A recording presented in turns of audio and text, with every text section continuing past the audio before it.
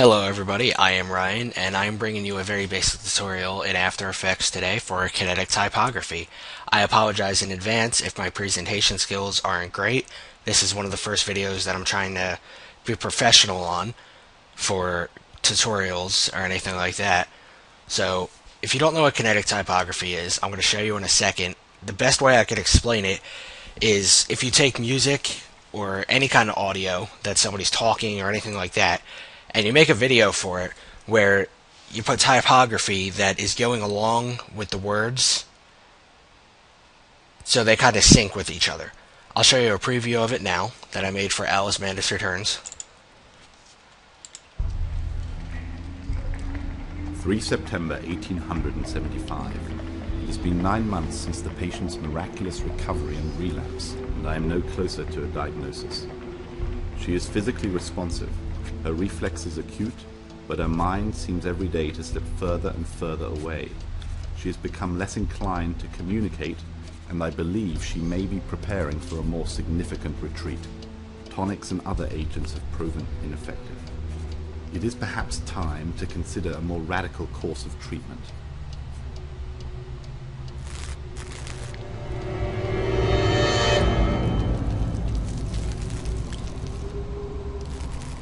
Alice, is everything all right?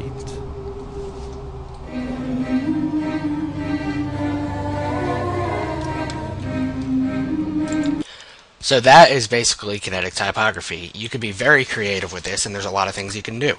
I'm going to show you the basics to it right now, so let's head over to After Effects and we'll get started. Once you're in After Effects, the first thing you want to do is make a new composition. I recommend making it 1280 by 720, 29.97 frame rate, and the duration should be however long your audio is. I leave the background color at black because we're going to change that later anyway. Next, make a new layer, a solid layer. Make it whatever your composition size is, and you can leave the color at whatever you want again. Now go to Layer, Layer Styles, Gradient Overlay. Now we're going to make a nice background for it. Go into your Layer Styles in the Composition Layers, go to Gradient Overlay, and Edit Gradient. You should make the background look good. I usually use a medium color and then a little bit darker color. You can make it whatever color you want, obviously.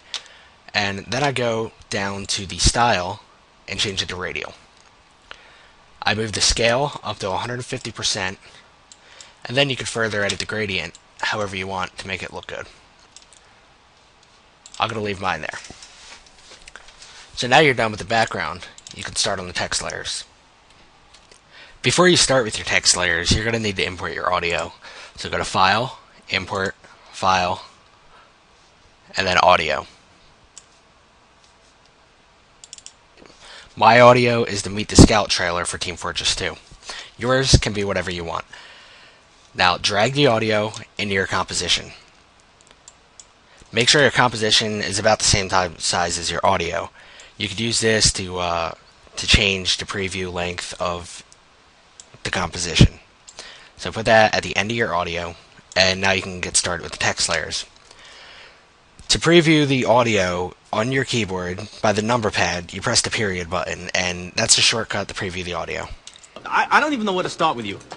So that's what he says first. That's the first thing you're going to put, so you're going to want to type all that out in separate layers. Every word should be in a separate layer, so you can add custom transitions to every word. So you start typing, make a different layer for every one. This can take a long time, so if you're going to do this, you should be dedicated. Now, instead of me actually typing out all of this, I already set mine, so I'm going to go with that. Position it on the screen exactly how you want it to look. Be creative with that. I'm going to delete the things that I just made because I already have mine set up. Now, another important thing that I want to warn you for this while you're doing it is a common mistake. Not even a mistake, it's just a problem, something that gets annoying.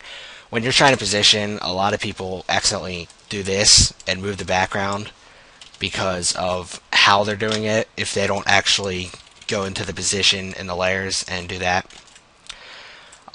So go ahead down to your background and lock the layer. That way you can't move it around while you're positioning your text.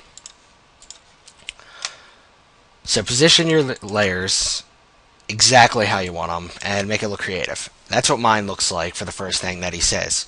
So what you're going to want to do with this is the transitions will bring the text onto the screen as soon as the word is said, so it'll look like it's going along with the audio. It'll be synced up.